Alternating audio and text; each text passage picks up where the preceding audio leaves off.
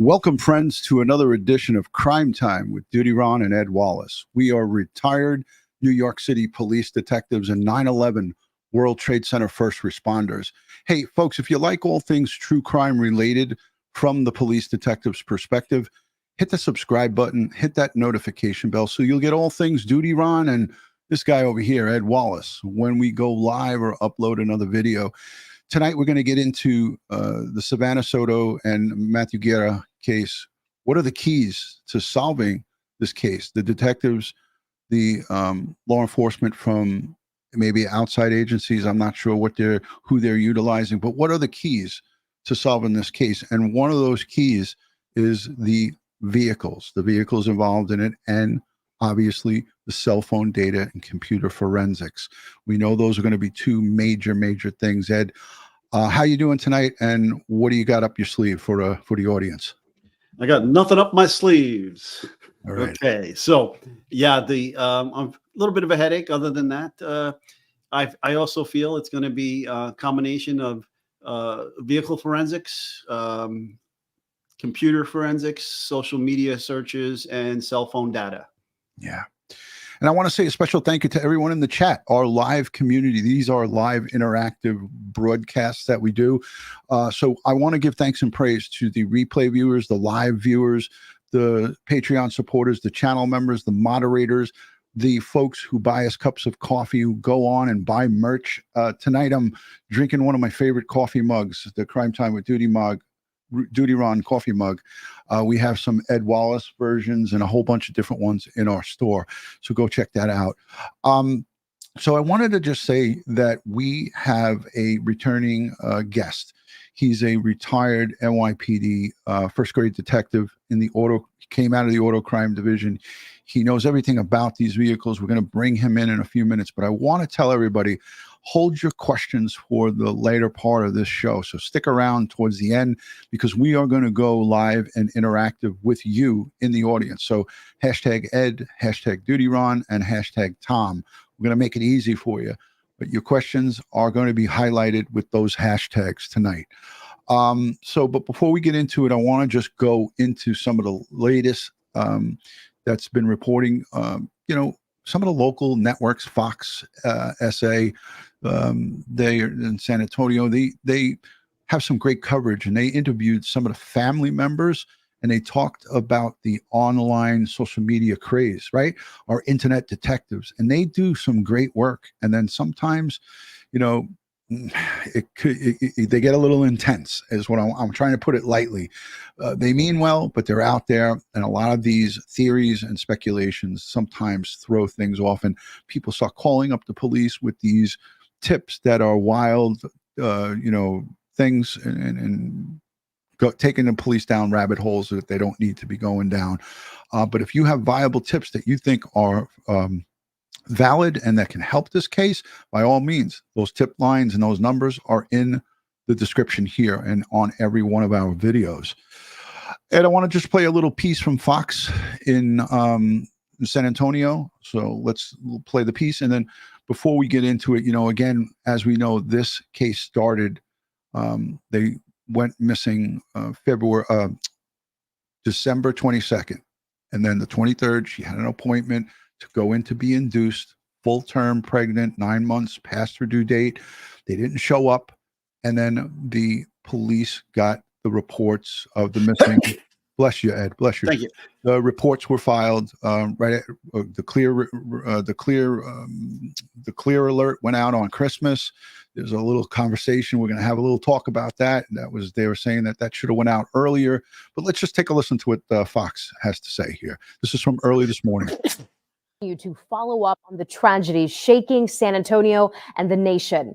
San Antonio police continue their capital murder investigation of mom-to-be Savanah Soto and her boyfriend Matthew Guerra.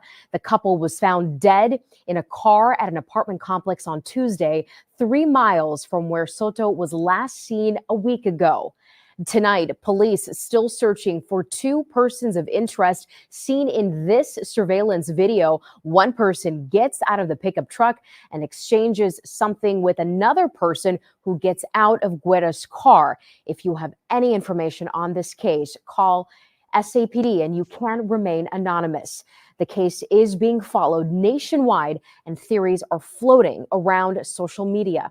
That's not helping the situation. That's not helping the process. Like, all they're doing is slowing down the process.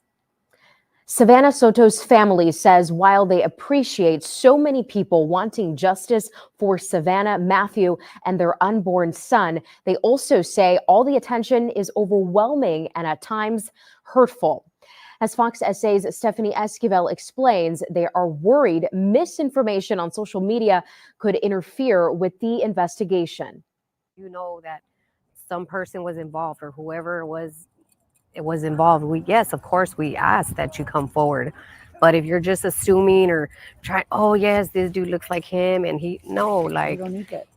Savanah Soto's aunt, Valerie Mendoza, hopes anyone with information on who could be responsible for the deaths of Savanah, her boyfriend Matthew Guerra, and their unborn son Fabian will step forward. With more than 150,000 members on the Find Savanah Soto Facebook group page, Mendoza says the rumors, theories, and misinformation going around needs to stop because she's afraid it could hurt the investigation. you're just slowing down the process, and that's not going to help any. Of course they have leads and they want to look into every single one. Because detectives are following every lead, Mendoza says she hopes out of respect, people will stop speculating about what happened. If you're not 100%, about it, then we don't want to hear it. We don't want to hear it. Like, just let the detectives do what they need to do. And I believe from the bottom of my heart that they're going to get who did this. Instead of opening Christmas presents and celebrating the new year, the Soto family is now having to make funeral arrangements for Savanah and Fabian. It's something Eagles Flight CEO Pamela Allen is helping the family with. We're offering assistance and support for the mom who's in charge of organizing burials for.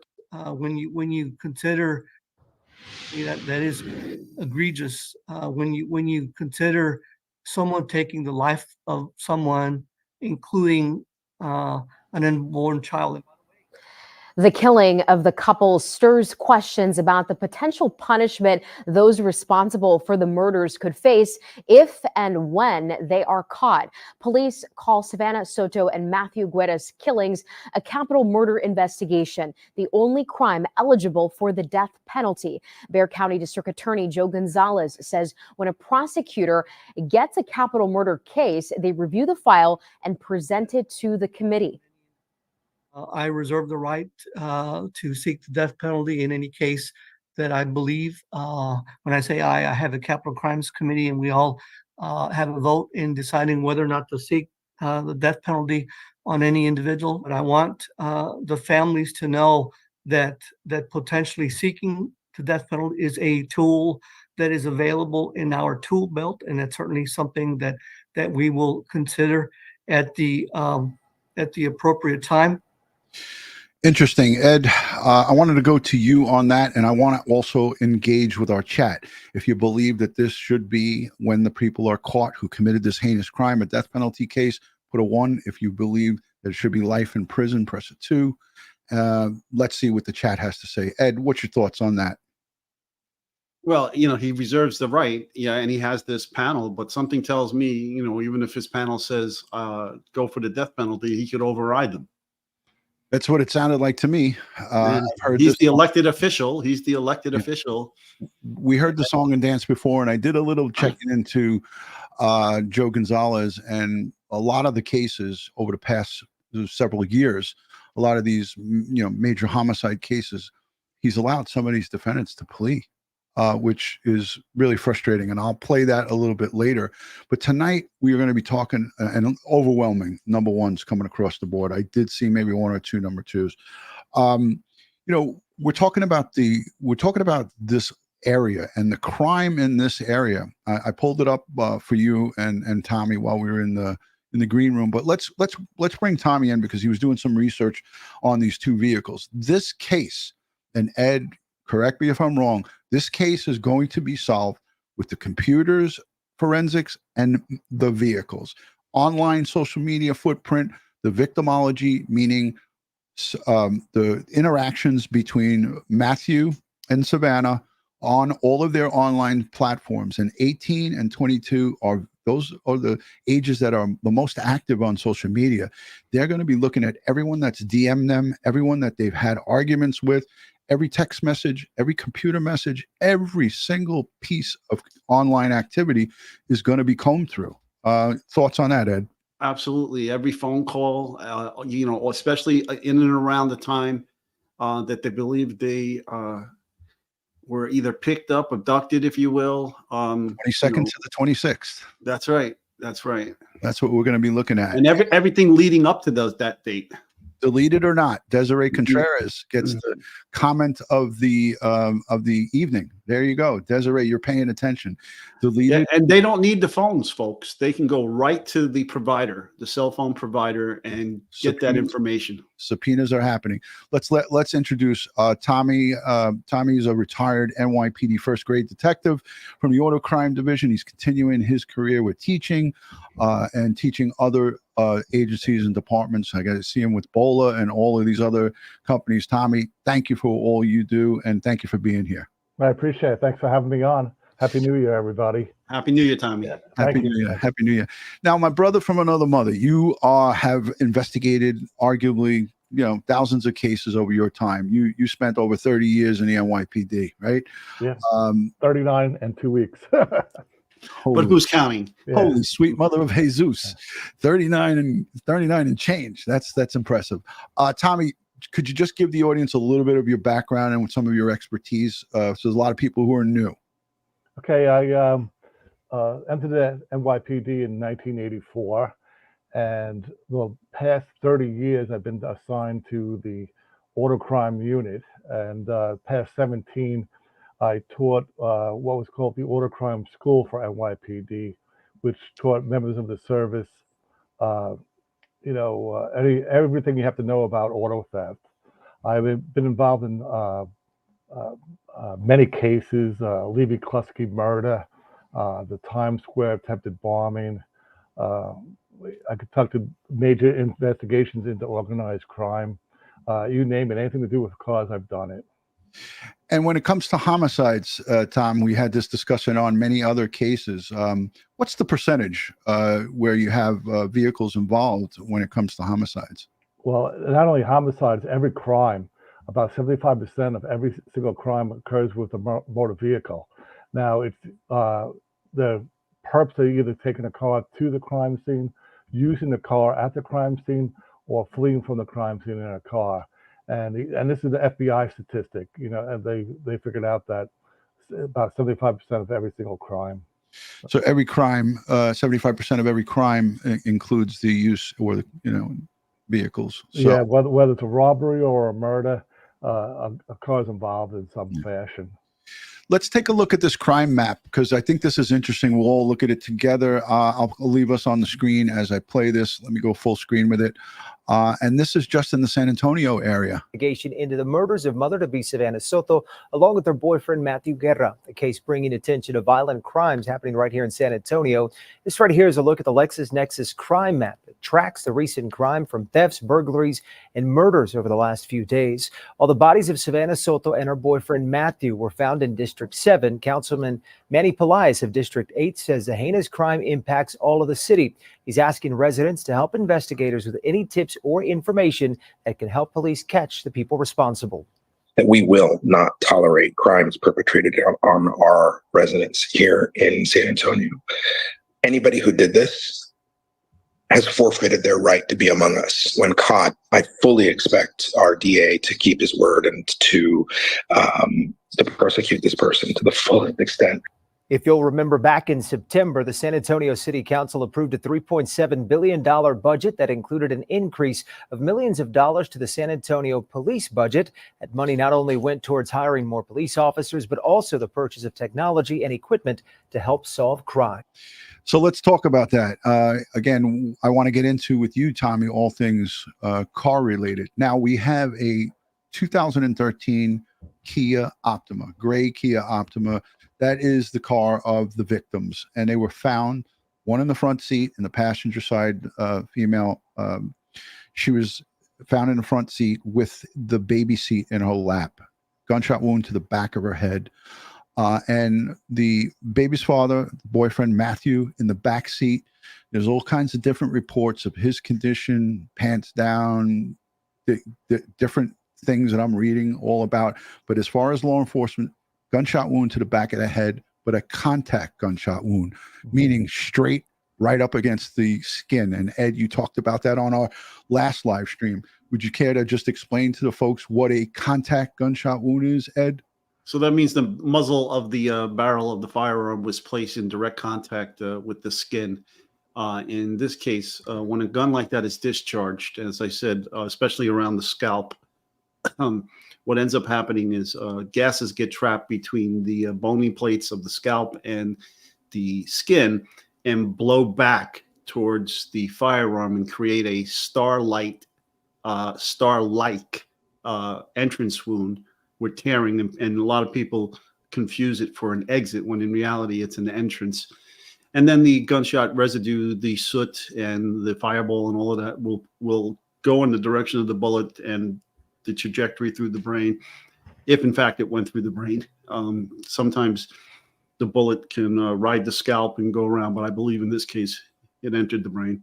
And you would be able to track that trajectory through with the soot and the bullet and so forth. Yeah, I mean, I got a lot of questions on DutyRon.com about that, even after we did the show. And, you know, again, that makes a huge difference because it shows that someone was up close and personal with him and maybe perhaps with her from a distance.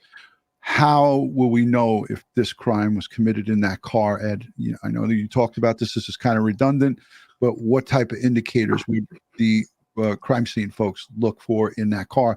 And some of the things we didn't see. I'll show some close-ups of that vehicle. Yeah. So the discharge cartridge cases, the gunshot residue powders on the headliner, the seats, and so forth, and bloodstain pattern materials such as backspatter when you fire or discharge a gun, in especially if it is not contact and in addition to contact.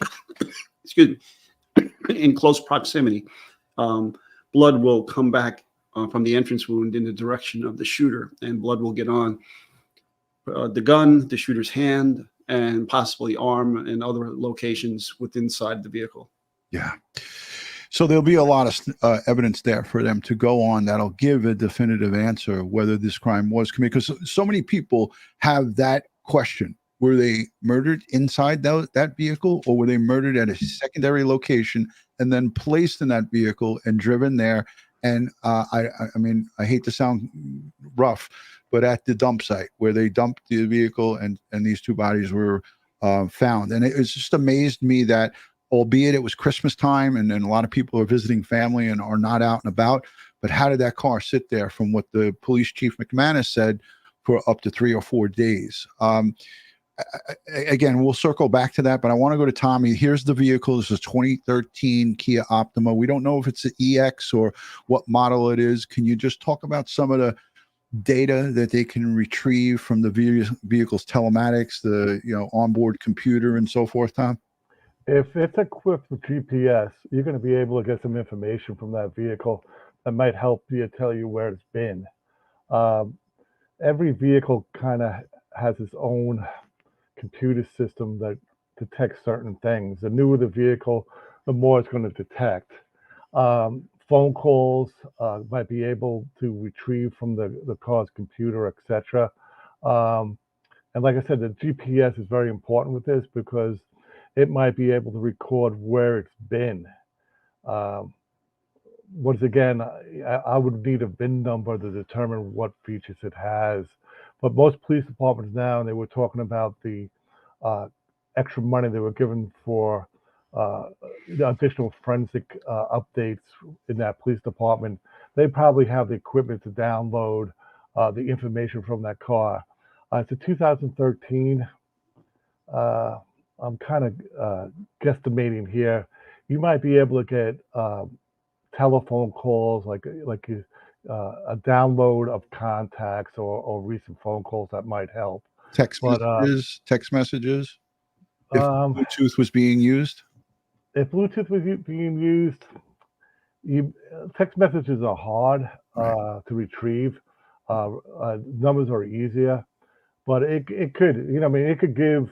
I've seen them retrieve actually, from Bluetooth inside a car, people talking Right. and asking. Like I said, if it had navigation, there was a homicide that was solved in California where they asked, for directions, and that was saved in the computer, and that's how the cops determined where they were hiding.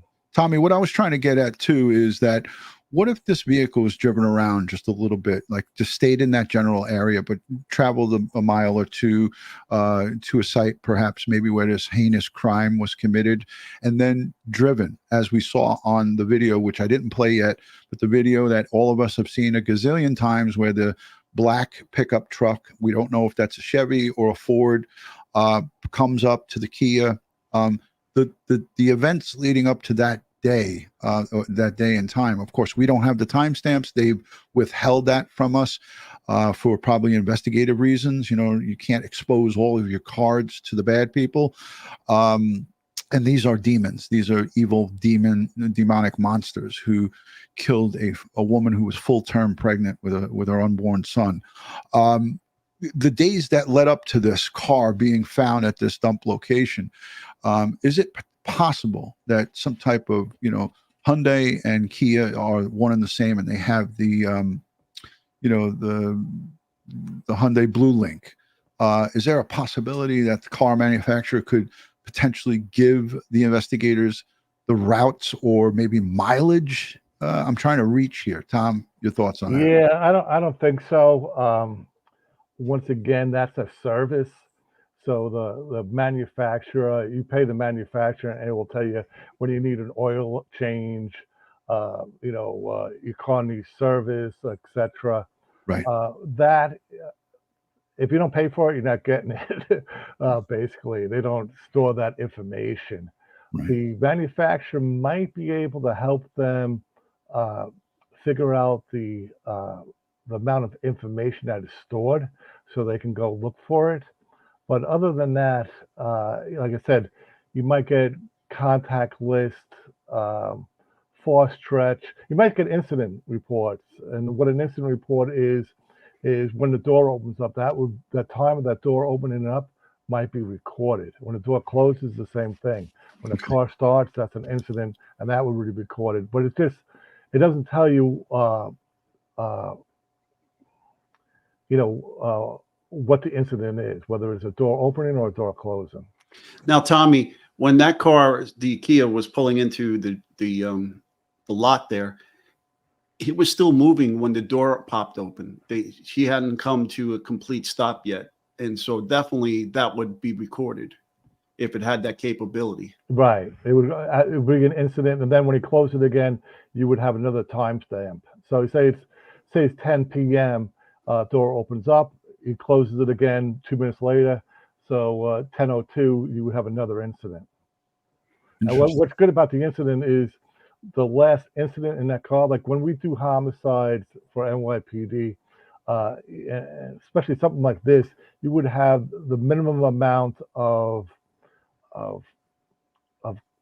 outside contact, if that's the proper word. You don't want too many hands inside the car. You don't want to start the car. You don't want to open the doors too many times.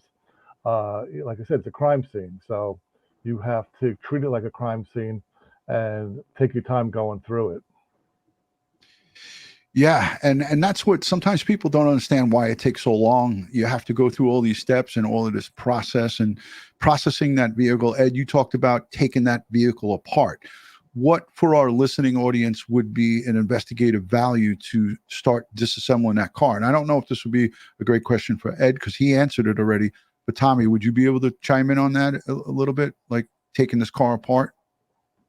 Like Ed said, did the shootings actually take place inside the car? Do you have blood splatter inside the car? You talked about, the powder burns on back of the head, close contact. It sounds like almost like an execution. Was it inside the car? Was it outside the car? Were the bodies put back into it? These are things you want to determine from inside the car.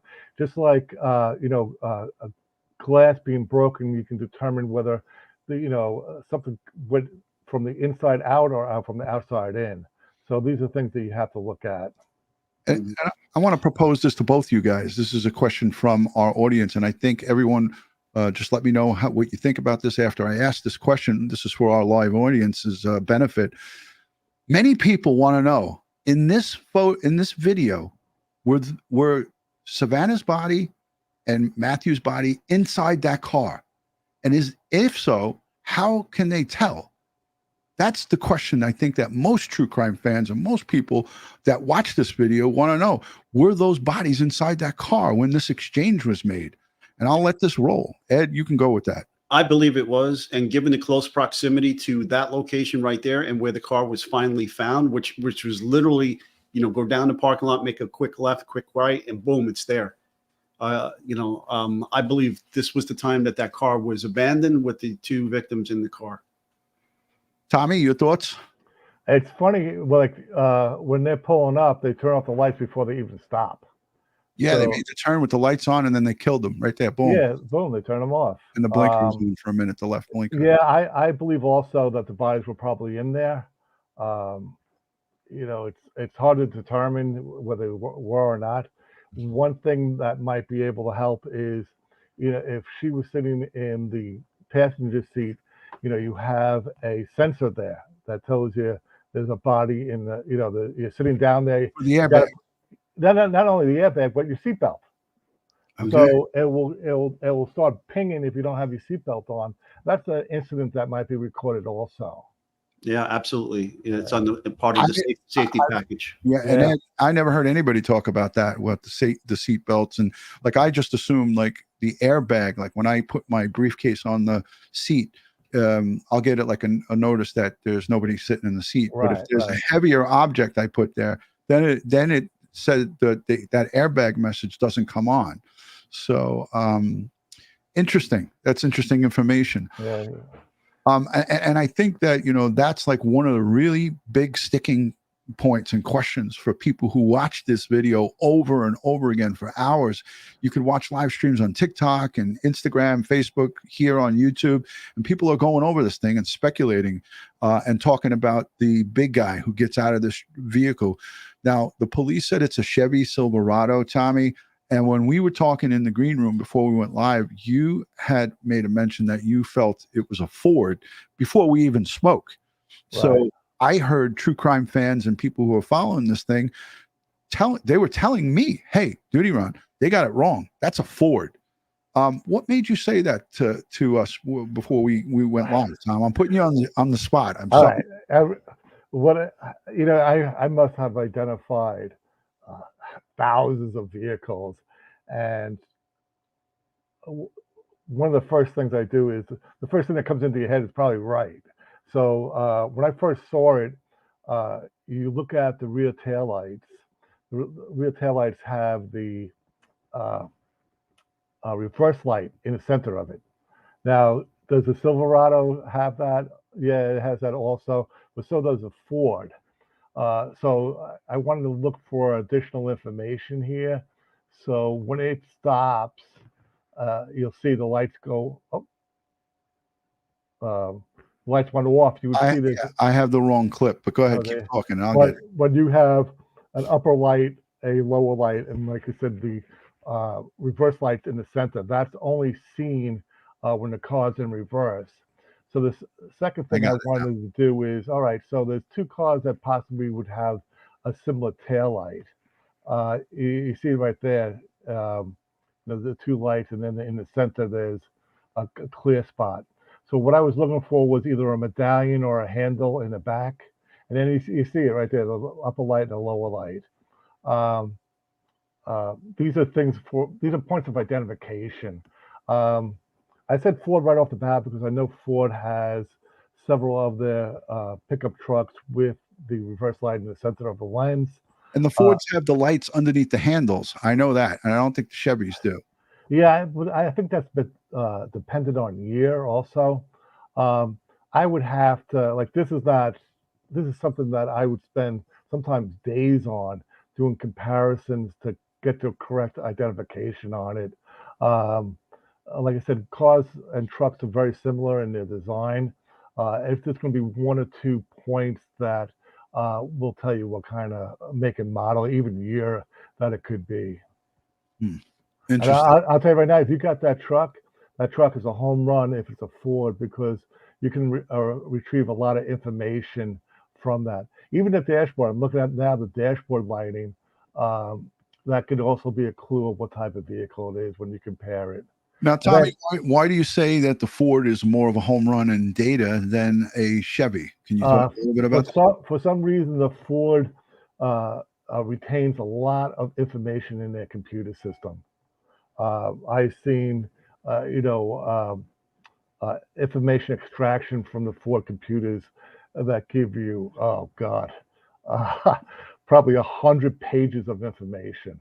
And like I said, just think of it like every time you open a door, every time you sit down in a seat, it records an incident.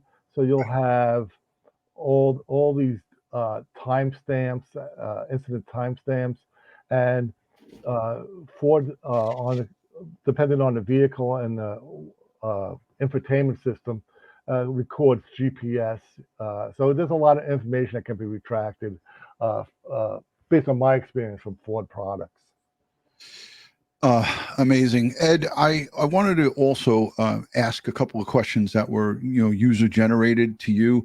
And again, people keep saying, they keep talking about Matthew's online social media footprint. We saw him with pictures with the money and the drugs and the guns and all of this type of stuff. Now, we always put the victims and their families first. Here on Crime Time with DutyRon, and Tommy, I know you can attest to this when it comes to the NYPD and us dealing with crime victims and their families. We always put them at the forefront when we make our decisions and when we talk about these cases. And in our retired life, we're not going to start disrespecting families and so forth. But here we are looking at victimology, and your past behavior is indicative of what could happen to you in the now.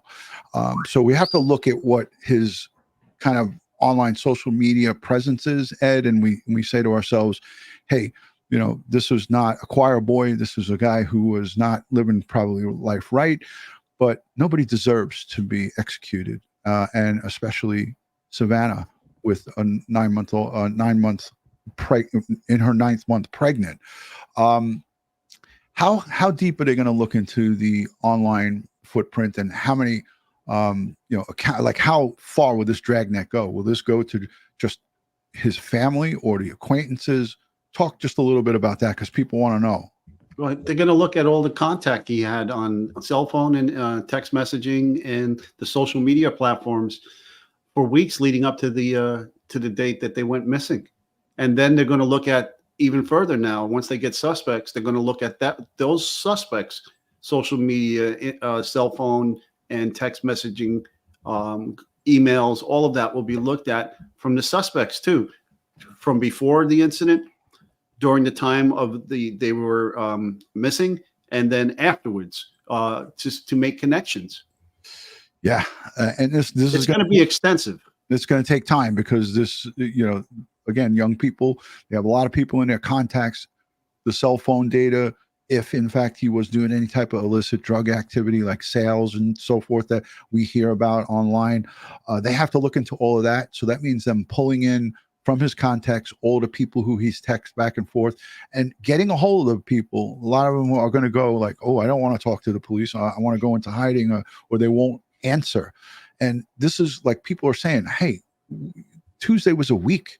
We've already passed that 7-day period. And we know as the time ticks, as that clock ticks, it gives the perpetrator or perpetrators an opportunity to go south, go north, go anywhere, and get out of the country. And as we know, it's getting easier and easier to get out and even into this country. And I won't even go into that here.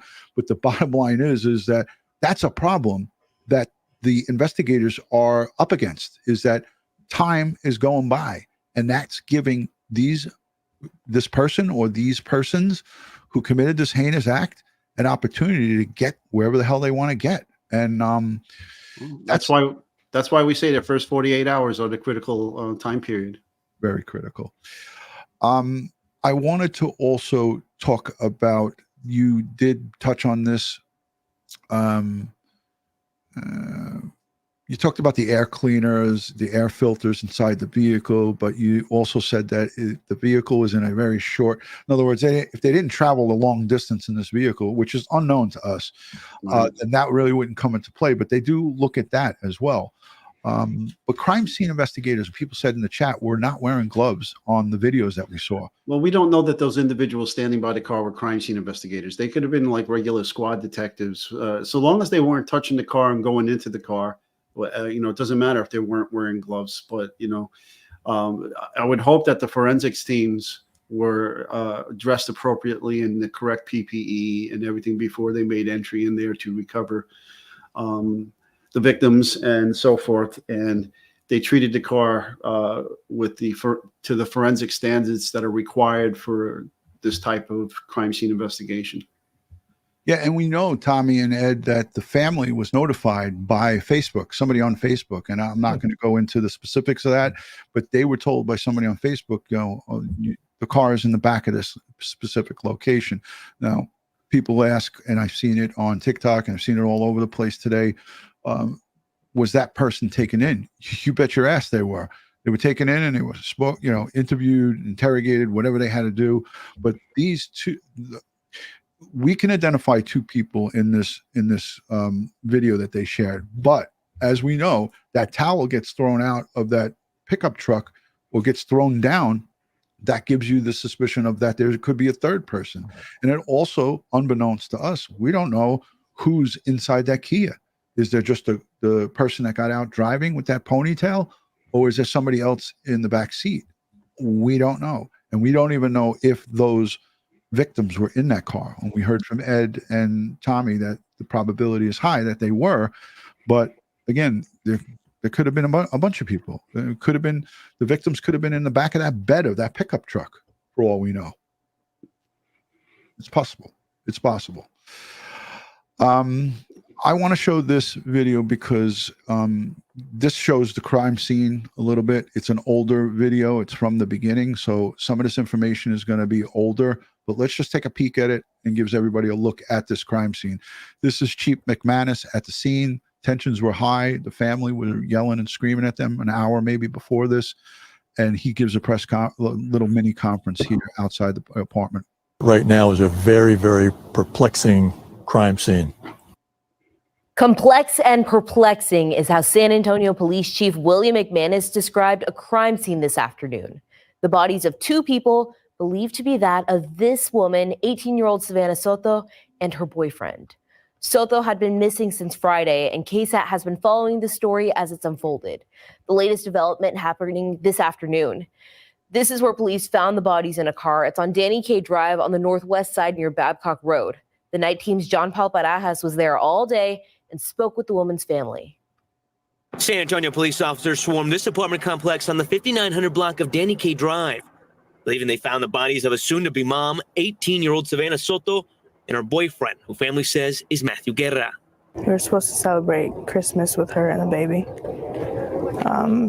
All she wanted was that baby. I think she was meant to be a mom. Soto's sister-in-law, Joanny Wasil, says when Soto missed her appointment to be induced Saturday, they knew something was wrong. Authorities issued a missing persons alert Monday. Wasil explains a tip through Facebook led them to this gray Kia. And they were also saying that a window, I saw many people in the chat talking about a broken out window.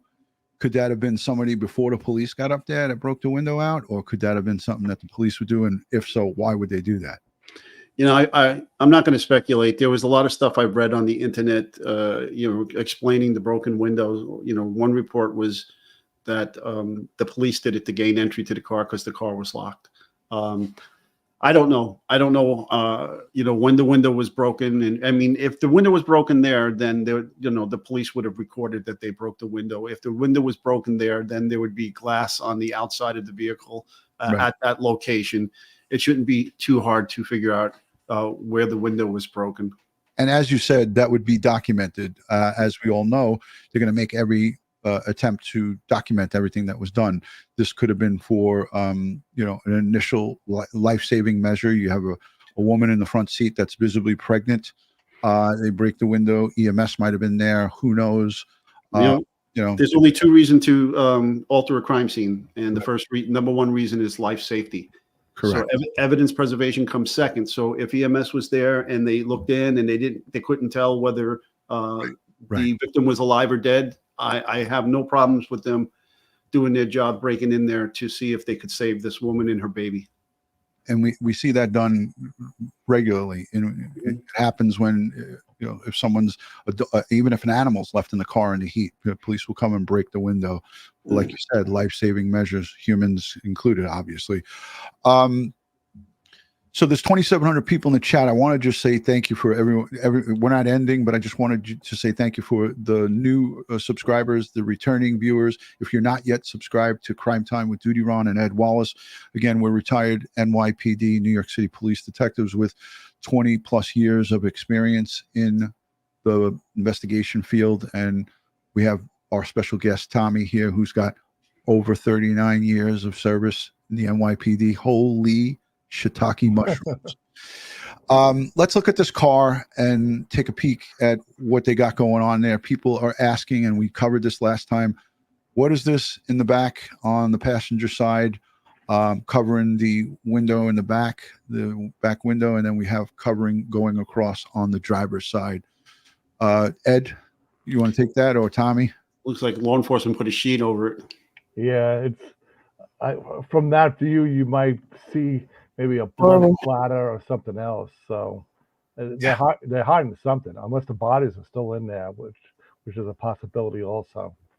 And there was conversations had on the internet where they speak about Savanah being removed to the hospital. And I think that the potentiality for that is high, but we don't have any confirmation from law enforcement on that. So we don't like to go with things that are not confirmed. And I'm hoping we get an update from San Antonio Police Department, the PD, sooner than later, because there's a lot of people that are antsy about this, including the family.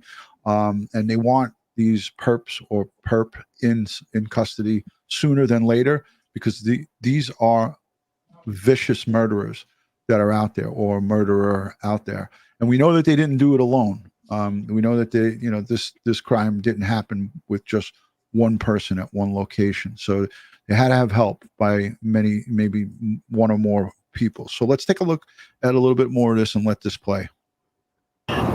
So confusing, so difficult. That confusion and emotions boiled over at times as families of both Soto and Guerra waited for word from authorities. When Police Chief William McManus did speak, not much clarity was given. It's a very, very perplexing crime scene. And detectives right now are looking at this as a possible murder. But we don't know for sure. He adds they think the bodies are Soto's and her boyfriend's, but that he wouldn't confirm that until the medical examiner did, although families on both sides were notified. But they were shot. I'm not sure where. I did see blood in the car when they opened it. The chief also... So there's somebody from the scene saying, I did see blood in the car when they opened it. I think she said, run it back, Ron. What did you think she said? I didn't. Okay. Were notified. But they were shot. I'm not sure where. I did see blood in the car when they opened it. I did. See blood in the car I'm not sure where. I did see blood in the car when they opened it. I heard I did see blood. Yeah, I did see blood. Yeah, I heard I did. Yeah. So again, this is from 7 days ago. She said, I did see blood in the car when they opened the door. But then again, this is a civilian witness. She could have seen something that might have looked like blood, that might not have been. I don't know. But then again, maybe she did. So until the reports come out, until the police officially release that, then, we have nothing to go on other than speculation, and we don't do that. The chief also didn't mention a suspect, any type of murder-suicide situation, or if there was a weapon in the car. Steele tells us now all her family wants is answers while they try to move forward. Grieve to organize the funeral of two. So I wanted to show that because it shows the vehicle. But as you guys talk a little bit more, Ed, if you could scan the chat for any questions, I want to look for another angle. There was some officers that are down on a knee looking at the car. So if you can scan the chat, if you guys have any questions for Ed or Tommy, just put hashtag Tom, hashtag Ed, and they'll pick it up and listen. I'll be right back. Yeah. So I was saying, whose dog?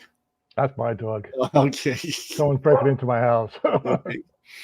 I was thinking maybe we could do a forensic Friday, Ron, on gunshot residue and contact on and different types of wounds. I know I did the bloodstain pattern analysis showing forward spatter and back spatter associated with the gunshot wounds, and so it's not Kara. No, it's not Kara. It was Tommy's dog.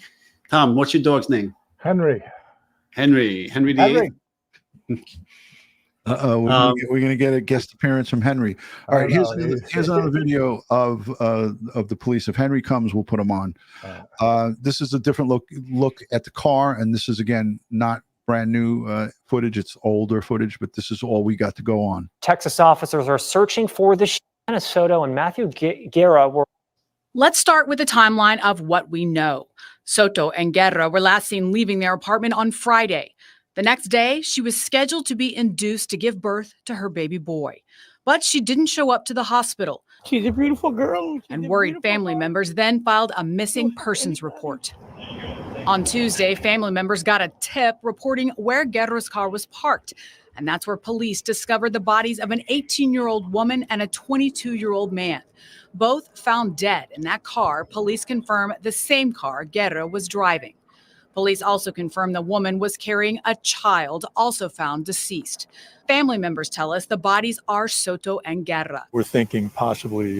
Chief William McManus said last night the car appears to have been there for 3 to 4 days. There's that 3 to 4 day time period, Ed.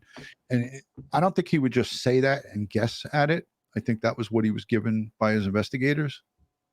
That's the chief. So. He also added that it appears to be a very perplexing crime scene. What that means exactly, the chief didn't want to say. Today, I asked police why the couple's car was parked at that. All right, so this is what I wanted to show you. So this is a homicide guy, and then it looks like the guy in the khakis looks like he might also be from the squad. These aren't, and this is what everyone was up in arms about, is that these guys are around the vehicle, no booties, no gloves. Ed. Yeah, that's not good. Complex, but they could only tell me they're still trying to figure out if the couple has any connection to that location. What are they looking for there, Ed? I don't know if they're looking for anything on the tire treads. I think it's damage to the vehicle. If you back it up a little bit, looks like it rubbed against something. Yeah, I could see it right before they approach it right there. Yeah, see it? The scratches along it. Freaking auto crime guy. Yeah, but who knows how fresh that is? Yeah. Yeah, so they're looking to see if it's scraped up against another car or a building or something. Tell me they're still trying to figure out if the couple has any connection to that location. Tommy, will they try to, get like, if that's other paint to see if it hit a car and match it up to other cars' paint and so forth? Yeah, if it's paint, yeah, definitely. They would, that's. You got to photograph it. Yeah. Photograph it. I would cut that whole section out. I wouldn't try to attempt to remove the paint there. I'd cut that section of the wheel well out, submit it to the lab, let the lab try to extract the paint, and then they can do a series of microscopic analysis. They can do scanning electron microscopy and get the components of the trace paint that came from Petunia. Look at what Petunia says here. And if they did, in fact, again, we talked about two possibilities, that they were both murdered inside this vehicle or they were killed in a different location and then put in this car. And if that scenario is happening, getting him into this back seat of this car, you could have some type of smear there because, again, 3 or 4 days, it's not going to be any kind of fresh blood, right? Back it up. Let's look at it again. So thank you for that, Petunia. I don't see it. It looks like a dent, Tommy. It's like a tire rub almost. Yeah. So you got some stuff down here as well, and this guy's on his knees, maybe looking at the lower board of the lower panel of the vehicle. At that complex. And I know the folks that keep saying to me, why aren't these guys wearing gloves? Don't ask me, because they should be. If they're that close to the car, they should be having booties on. Now, somebody, maybe at least one person exited that vehicle. If they were already dead inside of it, then at least one person, possibly two, exited that vehicle. And now you're walking around with your shoes, and your shoes aren't covered. You're not, wearing gloves. Your hair isn't covered. I would be searching those areas, including the parking lot with the previous encounter with the truck and the big heavyset guy. I'd be looking for footwear impressions, to see if there was anything out there. Yeah. Tire tracks, footwear impressions. But now we have the guy underneath the back, the same homicide jacket fellow and the guy with the khakis there. They're looking at the back underneath by the gas tank. Any thoughts on why they would look there? Well, they're looking at the undercarriage. They'll see, if there's any indications of anywhere this vehicle might have went. And I can't tell. I mean, they could be looking for anything underneath there. I mean, maybe they thought there. There's two types of gunshot wounds. There's penetrating and perforating. Now, the penetrating, the bullet enters but doesn't exit. The perforating, the bullet enters and exit. So maybe they're looking to see if a bullet exited. Now, I don't know. I haven't heard anything about these victims having perforating gunshot wounds to the head. Maybe they're looking for to see if a bullet exited one of the victims and then came down through the interior of the car to the exterior car. I don't know what they're looking at. Hey, Ron, one of the things you saw from before is, they're looking at the lower part of the car. We saw that scrape or the blood splatter at the rear of the car. And if you stop it right there, you see the guy with the homicide jacket on. If you follow his right leg down, you moved it. Okay, I'm going to keep going. You follow his right leg down, there's a scrape there also. So it looks like almost like a tire rub, like a tire rubbed against the car. But it could be also him going over something, him driving over a tire or something else. Yeah. And now they're looking at the undercarriage to see if there's any scraping under there. Maybe he took a curb to get away or to park this vehicle. And now you have another location where they might have came from, or something that might have been left at the scene. Right where I'm going with the cursor, it definitely looks like, Tommy, and this could be indicative of a pickup truck or a vehicle higher than one of these lower vehicles, right? Where you can have the tire rub that you talk about right there. That looks like rubber. Yeah. And the other one looks like rubber even better. If you're able to get back to the rocker panel. Right there, yeah. Look at that. He's flashing the light on it right there. Yeah. I saw that before, and I actually mentioned something on the lower part. These are great finds. These are experts that we have here, Tommy and Ed, as it pertains to crime scene investigation, forensic DNA recovery. Ed has processed over 2,500. I know he always corrects me, but I feel safe saying over 2,500 crime scenes. Tommy, you've been on thousands, arguably, right, with cars. You guys do this. This is what you guys do. I'm going to let a little bit more play because I think we have some more footage of them on the other side of this vehicle, albeit it's not a shot from that side, but they're all standing on that driver's side. They're paying a lot of attention to that driver's side.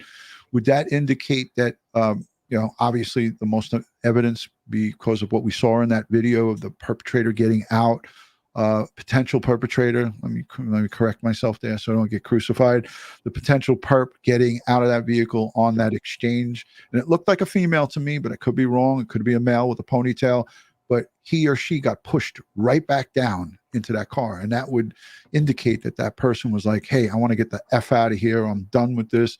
And the guy was like, no, boom, sit your ass down. Hey, Ron, before you move off of this, look at the homicide guy. Look on the other side of the car. There's a clear, tarp on the other side of the vehicle. See it underneath it? The white one? Oh, yeah, right here. Yeah. Mm-hmm. and they have that side covered. There's something on that side that, you know, I mean, they don't want to contaminate, nor do they want people to see. So yeah, that's a good find. I don't know if anybody in the chat noticed that, but yeah, it's the same. It appears to be the same thing that was covering the window and draped down. Right. Now, that almost looks like it's laying underneath the car, but it's not. If you go back and you see additional views from the back, you see the white starts on the top over the driver's door. Yep. I'm gonna see what else they got here. There's not much more. And then the grandmother's interviewed, and then that's the end of it. Too many people around this car. Just way too many people around the car. I mean, if you go right here, there's Henry again. Is that his name? Henry, come here. Come here. Want cook? Well. No. You see a lot here in the beginning of this thing. I want to pull it up. Yeah, right here. Okay. This is down the alley. This isn't by the car. This is the alley that's leading up. Right. But, you know, you have here's the car, and look at all these civilians, family. And if you look by the rear tire, the front tire there, you could see the white on the bottom there. Right. It goes over the top. Yep, the driver's window dragging down. I think we saw an overhead shot. I'll try to find it while you guys talk and look at the chat. There's a ton of people that were asking questions in the chat. But yeah, these are finds, and these little things are some of the stuff that we rely on the experts to find out. So I'll put you guys on. I'll take myself off. Ed, scan the chat if you can, and I'll pull up that other piece. And thank you, everybody, for joining. If you're not yet subscribed, please hit the thumbs up button while you're here. It helps with the algorithm. Ed and I and Tommy, we'd appreciate if you give it a thumbs up and share the video out onto your platforms, social media, anywhere. Make sure you're subscribed and you hit all notifications. Where at DutyRon, where did the driver go from the Kia? That's a good question. And I just saw that real quick. Yeah, and they'd have to be looking at all those surveillance cameras that are in and around this complex, you know, because they would have had to exit there and maybe walk a bit, get into a waiting car or whatever the case may be. You got to look at those cell phone towers at the time, you know, and see, you know, whose phones were pinging in and around this location. You know, that's going to give a lot of information. You're absolutely right. And then you got to look at all the surveillance cameras of businesses in the you know, nearby area. Track these cars. We know which direction the Kia came into that back parking lot. We know which direction the truck came in. So then you reverse those directions and you try to locate Ring doorbell cameras, security cameras from businesses, ATM cameras, traffic cameras. You try to identify as many cameras in and around these streets as you can, and then gather up all of that information and be looking at all of the I saw a felony just occurred. Okay, hold on here. Mo, it's blood spatter, not splatter. Blood spatter. Okay. All right. There it is. Mo Garcia wins the felony of the live stream award. We love you, Mo, and thank you. We have to send you a cup that says it's blood spatter and not splatter.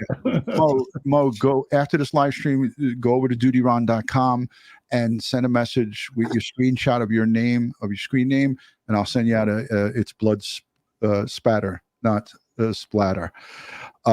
Ed caught the first felony of the live stream, so Mo, you win an award. No, he wasn't the first, but I won't say who was. All right, well, he gets it. We highlighted him, so him or her. So there's the car, and this is that tarp that you were talking about, Ed. It's going down from here, and it looks like this one looks kind of like the back one, like not that clear what we see, and this is in the window, Ed. Say again. The tarp, the clear tarp that we saw under the car or on the driver's side. What do you mean by clear? Because it's clear. It's not clear. It's like it's white or yellow.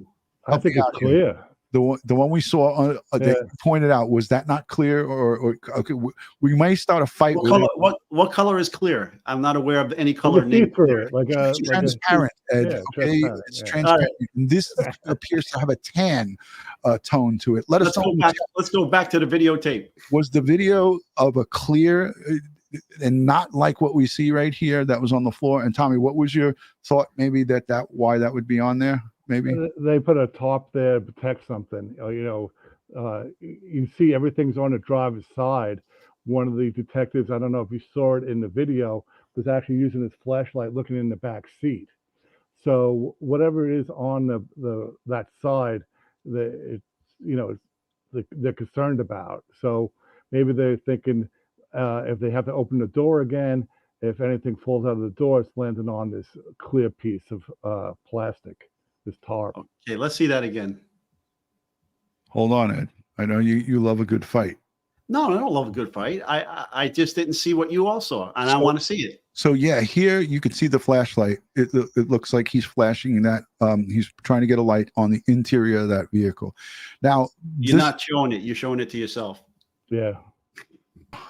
Hold on a second. Okay. Thank you, Ed. So here it looks like. Thank you, Ed. Here they are. This detective is flashing that light in there. And what I want to say to both of you is, do we think Matthew is still in the vehicle at that time, or was he removed? We know that there's a potentiality that she was removed by EMS because she was full-term pregnant, and they took her to the hospital, is what I read from a couple of different outlets.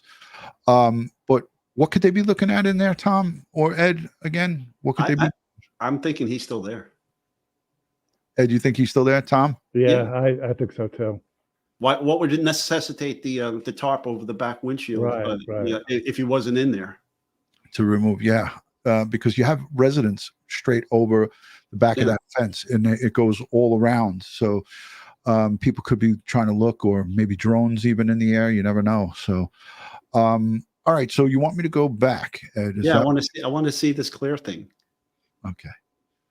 I'm not saying that it's not there. I didn't see it. Check out the chat while you're While you're going back, here's Henry. I brought him up. Oh, okay. Let me put full screen. Henry. Oh, Henry, say hi. Henry. The collie. Henry. Border collie? No, it's a Sheltie. Oh, nice. We rescued him. They're going to make dog meat out of him. Oh, well, that was very good. It's always good to grab a dog out of the shelter before they, God forbid, put him down. All right, here we go. Ed, you ready? Are you ready, Ed? Please point it out to me so I can see what you saw. I'm going to have Tommy do it because I don't want to. I have to live with you for a while. Live with me? Yeah, we live together here on YouTube. I was supposed to be right next to you tonight, but no, you canceled that. Can't do that. I'm not prepared. I don't have the camera and the extra. All right, here we go. I needed the extra microphone is what. Oh wow, Tommy, I saw something different. Hold on. Holy crap. It's up here towards the front of the wheel well too. No, I just think it's just the angle. Yeah, the angle. But that is a clear, transparent, different than what's up here on that top. Yeah. You think so? Fact. Yeah. Is that a water bottle? What are you looking at? Hold on it. You could see it here too. This is even better. Hold on. Look. You see it, Tom? Yeah, like I said before, it looks like it's like a plastic. Yeah, like transparent plastic. I don't know. More of it's coming again.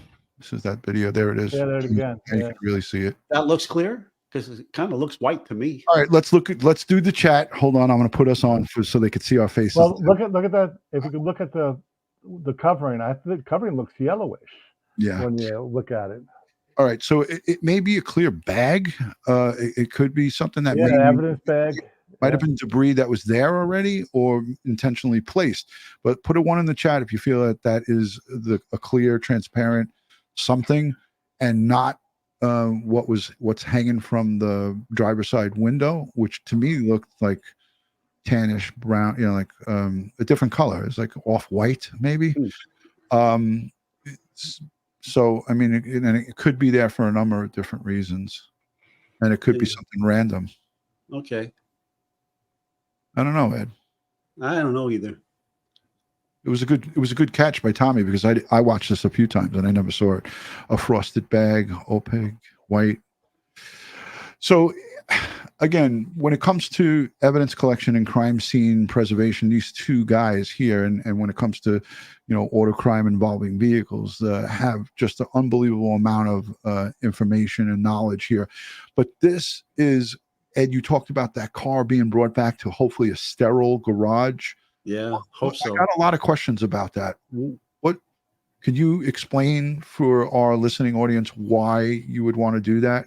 Well, we have forensic vehicle garages. Most crime scene and labs have those, so that you can bring it to that sterile environment and start to take the vehicle apart.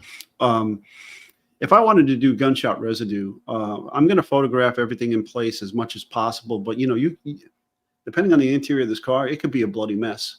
Okay. And that could prohibit a lot of types of examinations in the interior of the vehicle. You have to wait for all that blood to dry. And even if you start moving around, you can change things. So you got to document it as you find it. Take all your photographs, sketches, and notes.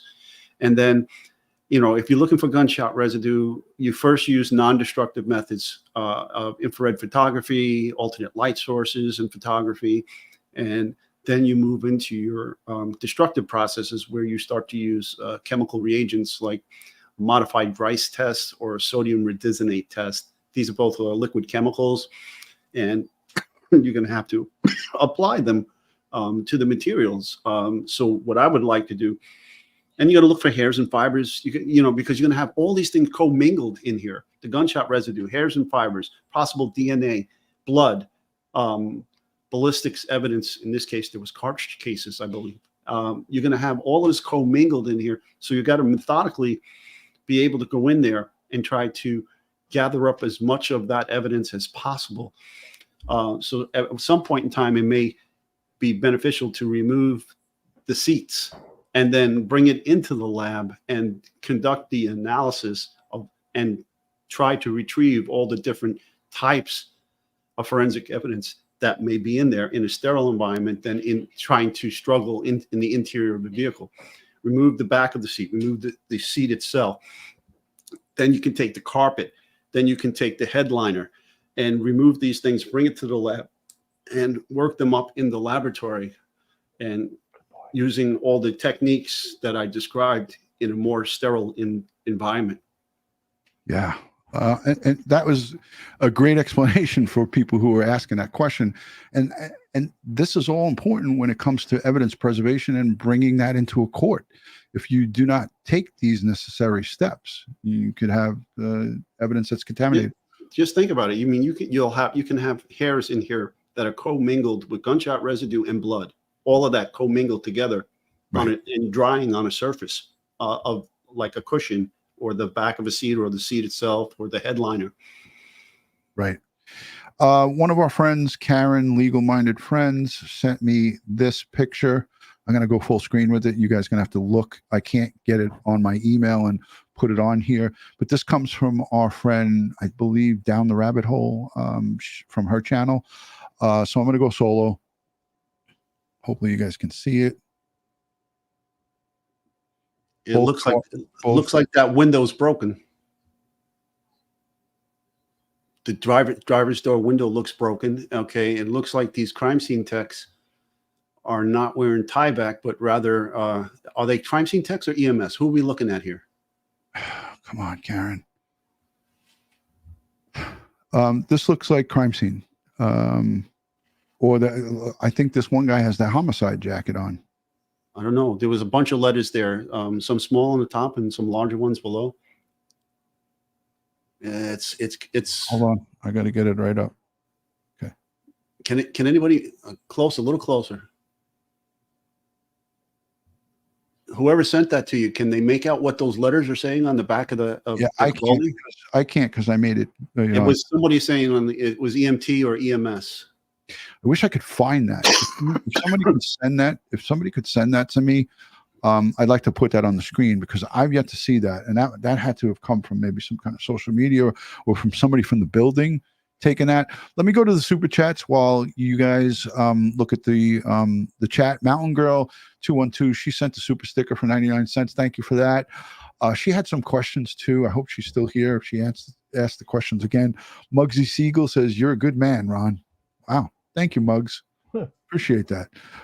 Uber Girl became a YouTube member, and Judy gifted out 1 membership. Thank you, Judy, for gifting out those memberships. Lillian, $2 super chat. She says, "Do they need the phones to conduct a DFI?" Ed? No. Negative. Joey Brooklyn's been a member for 33 months, and he says, "Welcome all new subscribers." Welcome everybody. Yes. And make sure you subscribe to this guy, Joey Brooklyn. He's a great guy. 3128 in the chat. Thank you for being here, guys and girls. And if you don't, if you haven't yet subscribed and hit the thumbs up, please do that while you're here. Mellow Disco became a member. Wow, that's a pretty cool name, Mellow Disco. Taylor Garza sends in a super chat and she said, "Would email break the window?" Would email break the window? I think she meant EMS. EMS.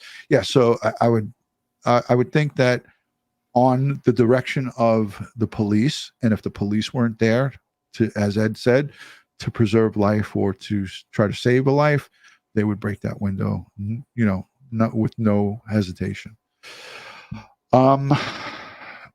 So I have a couple of videos that I want to wrap up soon, but there is so much crime in this area, and I did a little bit of diving into that today. A 17-year-old teenager was gunned down over the weekend. This has nothing to do with this case, but this is going to give you an indication of how much crime and what's going on in this community. I'm just shocked that when we started covering this case, I didn't go and look at the crime stats. And today I took about an hour to really look at it. And Oblivious Benson told us on our first live stream, Ed, that she used to live over there. And she said there's a lot of gang activity, a lot of drugs, and a lot of guns. And let's take a look at this because this is going to show you that what's happening over in that area. I'm going to start it from the beginning. Our top story at 10, a mother witnessing the unimaginable. Police say 15-year-old Ethan Martinez was killed right outside his home. And tonight, his mother telling KENS 5 she found her son moments after he was shot. As of tonight, investigators have yet to make an arrest. KENS 5 reporter Megan Reina has a story. He was just so outgoing. He had such a beautiful soul, beautiful smile, would light up every room. Ethan Martinez had just turned 15 2 weeks ago. On Saturday night around 9, San Antonio police say he was shot near the exit gate of this apartment complex off Ray Ellison Boulevard. His mother, Stephanie Solis, was just feet away inside their apartment when she heard the gunfire. I just remember saying, no, running to the window. My stomach sunk. Police say several vehicles drove off. Solis says her son ran to her. Just being with him and telling him to stay with me and just trying to talk to him for him not to fall asleep. That's not how I want to remember my baby. Ethan was taken to the hospital where he died. I'm glad I was with him, but I hate that that's just replaying in my head over and over. Police say they found a gun next to Ethan at the scene. Solis says her son didn't own a gun. She, along with her sister, says he stayed out of trouble. We know how the world is, and we try to raise them up the right way and to be respectful, and Ethan was very respectful. But they do believe he was targeted. They say he was bullied at school in the past, so much so he moved schools. While police haven't named any suspects, Ethan's family is confident they'll track down whoever is responsible. He didn't deserve this. And the family says that police are looking over surveillance video from that apartment complex. But of course, so I wanted to play that just to give you guys an idea of what's happening in that neighborhood. And Tommy, I didn't show that. I didn't play that for you before we went live, but this is a representation of what's happening. And that just happened this weekend. So terrible, gun violence and crime and gang activity and so forth, and drug sales. Everything all melts together. When you have drug sales, you have gang activity. When you have gang activity, you got drug sales, and you got all this kind of stuff going on. I worked in East New York and Brownsville, Brooklyn for a decade on patrol. And, we saw this. This was like on a regular. But these neighborhoods that this is happening in, like that apartment complex, look like a nice place. Yeah, it looks beautiful. Yeah. You saw kids' bouncy rides and so forth all around there. Kristen's in the studio. I want her to share, if she can, the image. She said that she has the image. So let me just, Kristen, are you ready to share? Oh, she's got it on the screen. So I'll add it. So let me make this full screen. That's hard to see. No, we can't. You can't really see it there. You can't see the lettering. We could see the actual car. Both those doors open. Ed, do you want to comment? I know you have your mic muted. Do you want to comment on, again, if this is crime scene, if this is anybody that's doing an investigation, an initial investigation at the scene after the bodies were removed, or it looks like I'm thinking this is EMS. I hope it's EMS, because if it's not EMS, then I can't excuse the no PPE. The no headgear, no tie back. Kristen, can you expand that? Can you make that a little tighter in where we could see it a little more zoomed? I don't want to. You can't see the victim. No, we don't want to see that. I just want. No, you can't see it. I'm saying you can't see it. It's. I'm guessing it's. I don't know. Is EMS run by the fire department in San Antonio? I'm not 100% sure. If anybody's from that area, let us know if EMS is through the fire department. But I can't see guns on any of these guys, and I definitely don't see PPE. Can you scroll down so we can see the feet of the guy going in the passenger side? Well, is it a guy or is it a girl? It looks like long blonde hair. Is that what I'm seeing? I didn't see that. But the person on the driver's side is definitely got some kind of jacket on. This looks like just like a civilian. Could that be? No. I don't know. I hope it's not the medical examiner's office, and I hope it's not a crime scene. Because there's black shoes, unless those are black booties on it, I can't really make it out. I wish I had a freaking clear picture of that, and I'd like to know the origin of it, where it came from.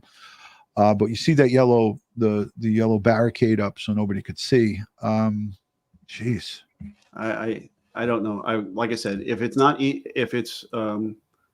crime scene or the medical examiner's personnel, there's no excuse for what I'm seeing here. If it's EMS, I give them a pass. Yeah. But EMS, would they have the time to now put up all those barricades? Look, I don't think EMS did that. I think the cops did that. Yeah. So I don't know. All right. Thank you, Kristen, for sharing that with us. Much appreciated. Yeah, so I think we covered everything as it pertains to this. This case, in my eyes, is going to come down to the forensics with the computers and the social media, because we heard on Savanah's brother's case that was solved through Instagram. There was all kinds of posts on Instagram. I would anticipate that Savanah and her boyfriend, baby's father, were active on social media. We saw pictures from Matthew, we saw pictures from her, and there is a lot of work to be done, a lot of subpoenas to be, if they haven't obtained them yet, which I'm sure that they have, the subpoenas for all the respective online social media platforms and so forth. But the car is a rolling crime scene, and to find out where this car was and exactly how these murders took place and where they took place, that's a whole nother conversation. So I'll go to you, Ed, and then I'll Actually, let me go to you, Tommy, on the two cars, and your thoughts on this case. Why haven't they made a collar yet? And when do you anticipate some kind of movement on this? We've heard nothing since that last press conference after Christmas on the 26th. Oh, there's so much to do with the car. You know, like we were talking before, you know, the vehicle forensics from the computer, that could take, you know, just to download it could take several days. And to remove it, you would want to make sure you collect any evidence from the dashboard before that. And let me ask you, Ed, I've seen you guys in crime scene put a tent over a car and kind of vacuum out or any kind of fibers for DNA collection. That's another thing they should be doing on this vehicle, because you never know. Go ahead. Yeah, no, absolutely. But not there. I wouldn't do it there. Yeah. Right. Bring it back to the garage. Now, if I would definitely be using the MVAC on this car. Right. Especially around the door area, you know, from the surveillance videos, you know, exterior and interior of the front and back driver's side doors. I'd definitely be working those up. Be working the back of the driver's seat. I'd be working the whole driver's seat, front and steering wheel and the interior of the door there for DNA from that. Looks like a possible female driver or somebody with a ponytail driving the vehicle. Right. I'd be working that car up, soup to nuts, leave no stone unturned. I want to add to this comment too. Melissa says San Antonio Police Department is very capable. They have this on lock. I will say this. I don't know much about their track record, but I know that area is crime laden. There's a lot of things happening. And when you have a busy area, you have busy police and you have busy detectives and you have busy forensic people. And Ed can tell you this, and Tommy can tell you this, from repetition and from processing numerous crime scenes, you become good at it. Then you become great at it when you have this. So Ed, Tommy, exactly right. Exactly right. With the more experience you get, the better you get at it. And it. Yeah. I hate to tell you this, guys. When I was working in East New York and Brownsville, and I keep mentioning those two locations, you could look them up. Brookdale Hospital was one of the hospitals that was a level 1 major trauma center. It was not the cleanest hospital, not the best clientele. It served the community there. But guess what? Those doctors, those surgeons, those people, they knew how to treat gunshot wounds. Why? They saw thousands of them. Yep. There was, in the 1991, when we had 2,200 murders in New York City, we were all active cops and I was a cop at that time. I just started. Ed, I don't know what your rank was, if you were the detective yet. Tommy, you were probably detective with that. Detective. There you go. Now you got to remember too, this is just before Gulf War. And what was happening is we had the crack wars, and that's when we had those 2,000 homicides a year. And what the military did, what the Department of Defense did, is they sent their military doctors, their Navy, Army doctors to ride with us in the crime scene unit back then, just in preparation of going over to the Gulf. And because at that time, none of those new doctors in the military had ever treated or seen or worked on gunshot wounds. Right. So they were trying to train them and prepare them before we went into the Gulf the first time around. Yeah. And those surgeons saw so many gunshot wounds and they treated so many victims that if, God forbid, I was in a position, or I've had a few of my fellow members of the service who were shot during my time on patrol, we would bring them right to Brookdale, because you had the best chance of immediate survival from gunshot wound by going there. And then ultimately you'd want to be transferred to another location. But that's the situation. And I'm sure in San Antonio, their hospitals see a lot of patients, and the detectives and their police and the EMS, they're out there. It's a busy, busy place. Crazy story. Yes. And Ed, Pierre said that they don't like the sound of your cough. And it's okay. I'm getting over it. Like, what the hell's happening, Ed?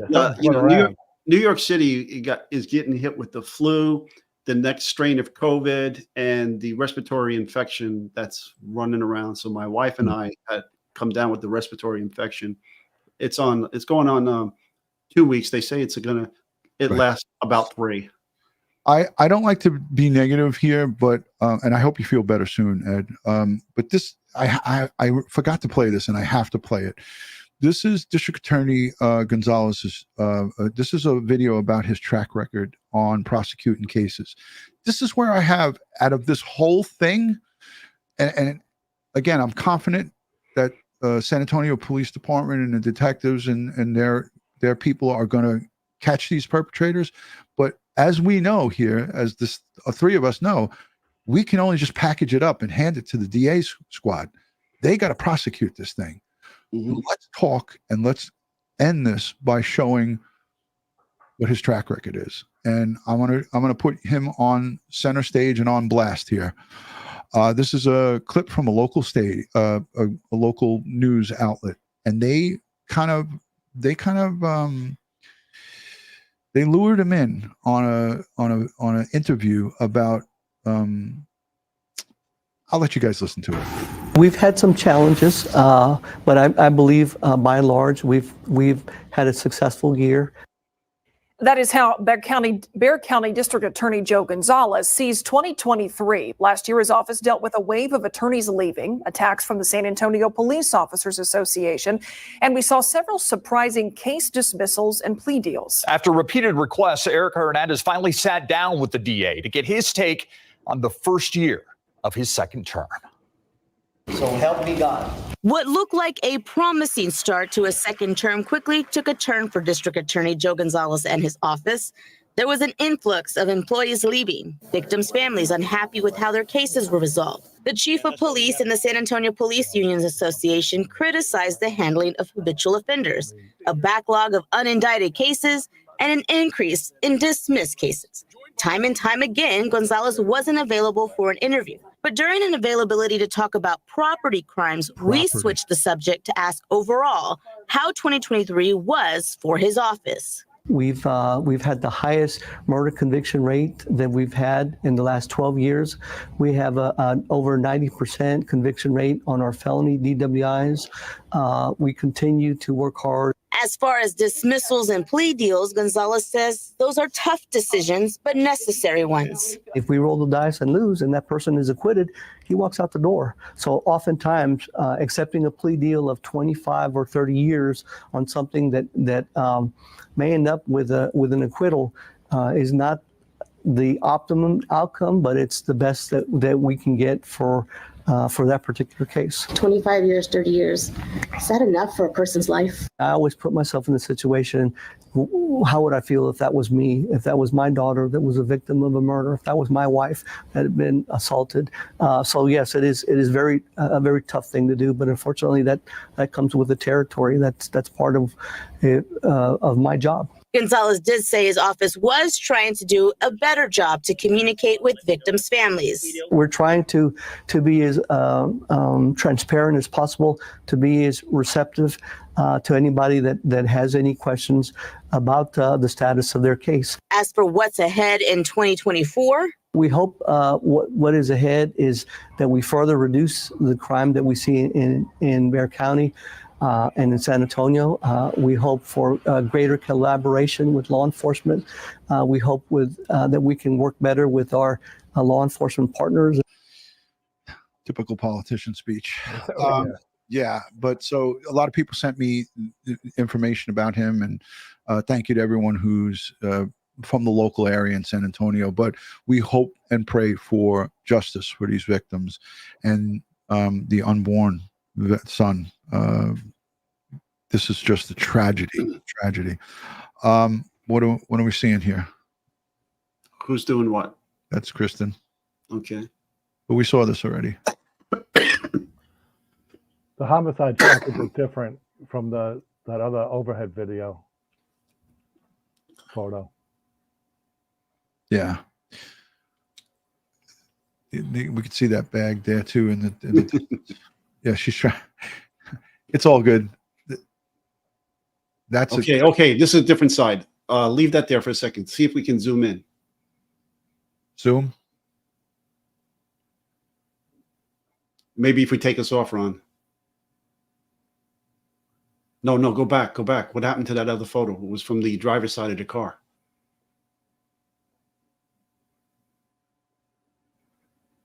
She's looking at video. Yeah. Got to go back. This looks like raw footage from somebody at the scene. These are all over TikTok, by the No, way. it was an overhead shot of the driver's side of the car, maybe from a drone. Yeah, right there. Yeah. Can we zoom in on that? Keep it still and zoom it. Yeah, I don't think so. Is there somebody by that driver's door? Is that what I see there ahead?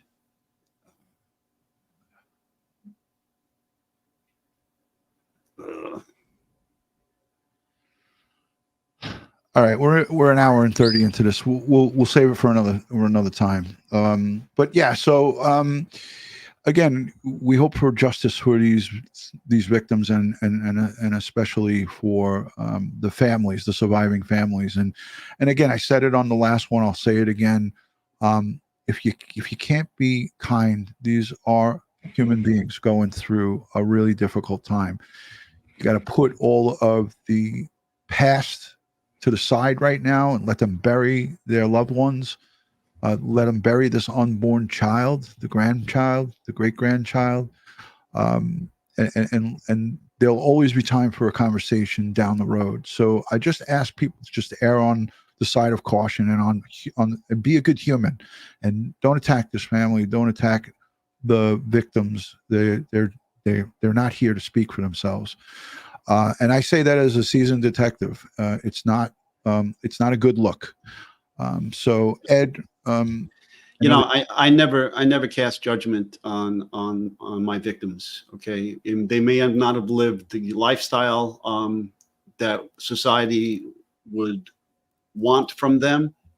Okay, but nobody deserves to be killed like this, and they do deserve 100%, if not more, of law enforcement's that can give them to solve the crime and to identify the perpetrators who committed these heinous crimes.